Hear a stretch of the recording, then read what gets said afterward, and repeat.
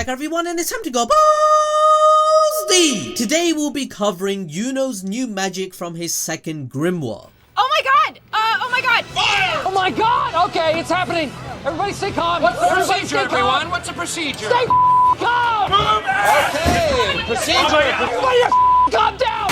In last week's video, we completely broke down why Yuno has a second grimoire in the first place. If you didn't know the answer, and you're not on the same page as our community, I'd suggest that you watch that video because today we learnt the type of magic that book possesses. Chapter 309 further explores the clash of ideals between Zenon and Yuno as they both physically and mentally parallel each other in terms of their circumstances in life. Yuno received his true magic connected to his soul, as he has two souls as one being. The four leaf was connected to the elf, whilst his Spade Grimoire is the inheritance of the royal green burial family. Chapter 309 begins with Yuno opening his new Spade Grimoire and reading the new plot armor that's been given to him. No,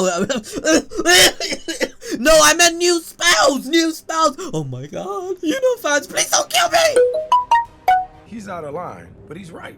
Zenon wonders what the hell is going on as Yuno now has two grimoire. Before he can finish his thought, a laser beam pierces his head, an attack he was completely unable to react to. We get the explanation that the royal family of Spade had always passed down two different types of magic. Lois, being the father, had sun magic, and Seal, being the mother, had moon magic. And the heir to both of these magic, Yuno, now has star magic. And my friends, that's when Zenon realizes who he is, the child of the royal family. It was at this moment that he knew. He fucked up. Like, imagine being Zenon for a second. First off, you get one-shotted twice. You remember your best friend dying over and over and have PTSD. Your older brother set you up and manipulated you. You sold your freaking soul to a devil, all just for this guy to stand up with two grimoire and get star magic that completely counters you. And then you realize in that moment, this is the same baby you were supposed to have killed 17 years ago. But then you left it to some nobodies on a whim, which has now led to your demise.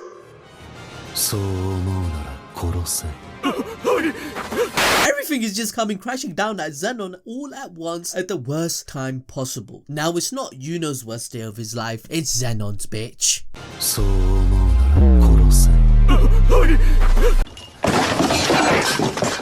Belle says that this is the first time she's ever felt like she's met the real Yuno. By the way, why didn't she mention this before that? Oh, by the way, I think you got two souls in your body because you feel kind of different. I'm feeling a different vibe and energy.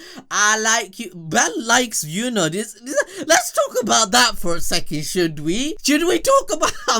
let me get back on topic. I digress. Belle says that this is the first time she's ever felt like she's met the real Yuno. And this ties into our analysis we got at the end of the video, so make sure to stick around. Yuno shifts the topic quickly and says that he can't beat Zenon with this new power alone, and they merge to form his spirit dive. He thanks Langris and Finral for their help and tells them to get healed like the side characters that they are. Finral is shocked that he gets to have both a 4-leaf clover and another crazy strong magic on top of that, which leads to Langris asking who the hell he is. Yuno responds with saying, "I'm the protagonist, bitch."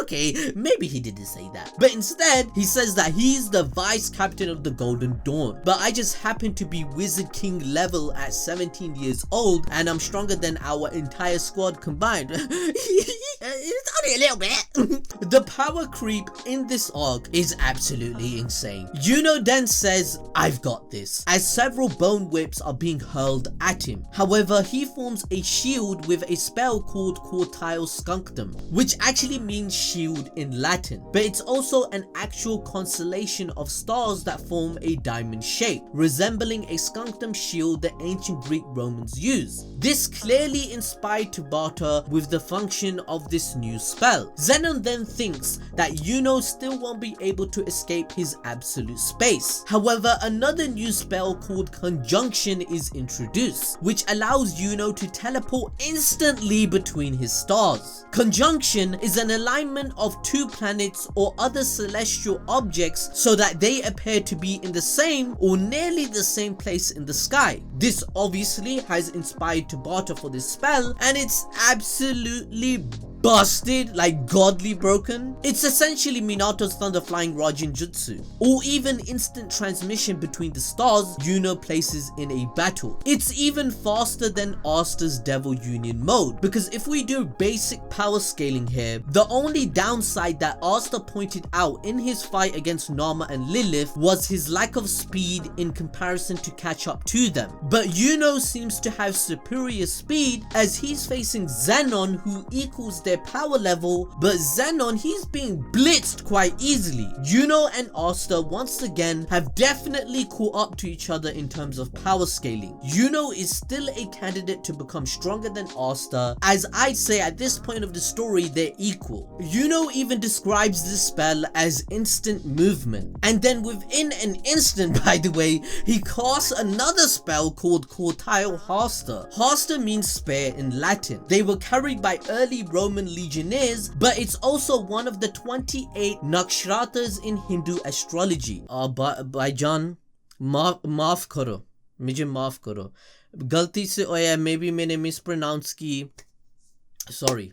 By the way, subscribe and hit the like button, my Indian fans. Love you guys. Anyway, let's get back to the point. I'm just saying, guys, this indicates how deeply Tabata thinks about his character design. The Hasta Nakshatra in the Virgo zodiac sign is ruled by the moon, which explains Yuno's mother having moon magic. The main characteristics of these Nakshatra natives are the purity of thought, word, deed, and good self-control. The male native of the Hasta will have a cool and calm nature. He tends to have a very charming smile that readily attracts members of the opposite sex. Isn't this the literal description of Yuno's character? Yuno is now embracing his weakness to grow stronger. He viewed crying as a weakness, but now he's embracing this side of himself. This is a concept that relates to Carl Jung, which I will talk about later on in the video. Zenon continues the light and dark theme with his dynamic with Alan. Just like Asta has Yuno, Nacht had Morgan, Lumiere had Licht,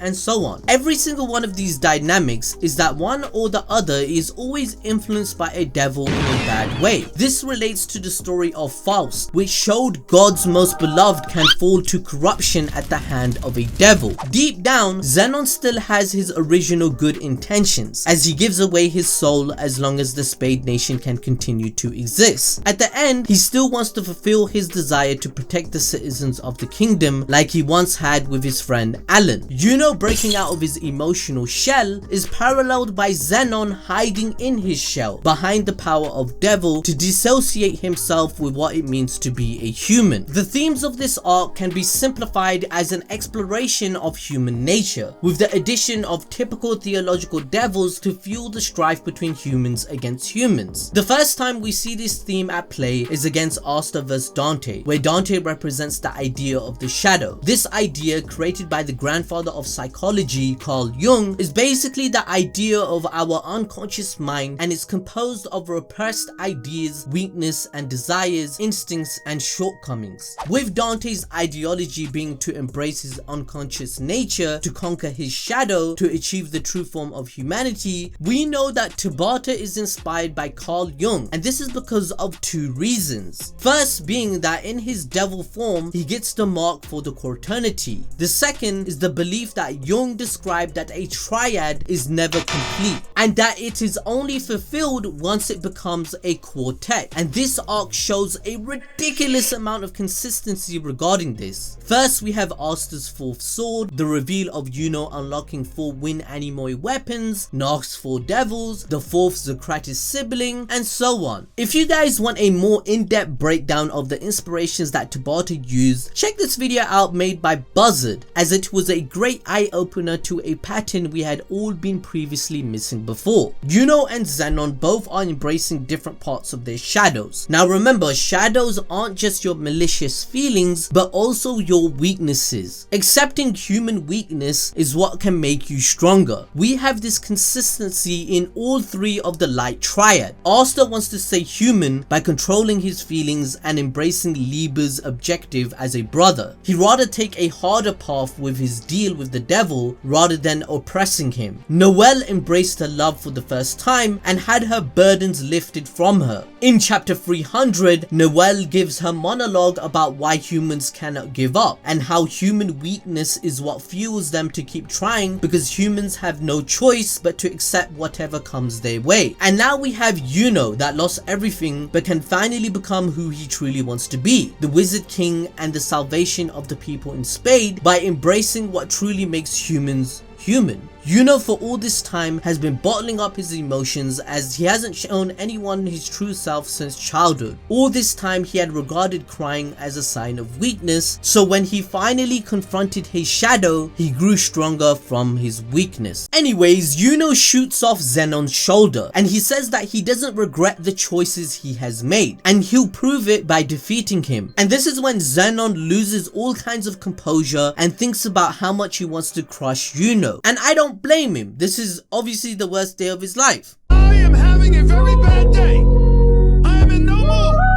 And for the next few panels, we see the shared chaos ensued by this battle. They both think to themselves that they are the ones who's in the right. And the chapter ends off with a beautiful spread with both of them thinking that they are the ones who will be victorious. This fight as a whole has done a spectacular job at making casual readers care for Yuno, as the nuances and subtleties of his character was something you actively had to search and understand to make sense of his character. As Belle says, it's as if we just met the real Yuno for the first time. The much needed character development for Yuno helps a lot of us care for his goals. Previously, Yuno would just seem like a cocky, arrogant, lucky guy with everything served to him on a silver platter because of his innate talent. However, these recent chapters tries to show that this isn't his truth. Yuno has been bottling up his emotions for a whole decade. This was because no matter how much Yuno may not want to admit it, him and Zenon share a very similar philosophy, which is to protect the people they care for at all costs. Because remember, Zenon told Beelzebub the devil that he'd give his soul as long as the Spade Nation stays safe, which stays true to his original goal from childhood to Alan. On top of that, both these characters think emotions are meaningless in the face of strength, and that's why Yuno asks if this is all he is in chapter 308. Yuno's strength relies on the hard work he himself puts in and his talent, yet because of his pride, he doesn't want to base his strength on the mere fact that he was lucky. That's why in chapter 120, during the Royal Knight's exam arc, Yuno doesn't want to rely on Belle. It's simply because he wants to show that this hard work and powers are more than just him being blessed. However, with his own power, he faced the ultimate loss. The lives of his comrades is an irreversible consequence that Yuno will have to face for the rest of his life. This is why they're both fighting against each other, because of their choices and their circumstances being very similar. Zenon gave his heart away for the sake of power, as he admits power is absolute. Feelings and other matters mean nothing in the face of power. We witnessed this by him both literally giving his heart away, but also metaphorically, as this symbolizes how Zenon goes against Asta and Dante's philosophies. For example, both Asta and Dante believe in embracing your inner self, where emotions is what makes you human. Dante believes it's about falling into desire and being evil, as that's what human nature is to him. However, Asta thought controlling your evil feelings is what defines you as human, striving to be good. Yuno is now embracing his weakness to grow stronger. He viewed crying as a weakness, but now he's embracing this side of himself. Anyway guys, that was kinda deep. I doubt any of you got to the end of this video. Let me know if you did in the comment section below by saying ABD I did. Thank you for joining me as always. Smash the like button, smash the notification bell, and I'll see you guys next time.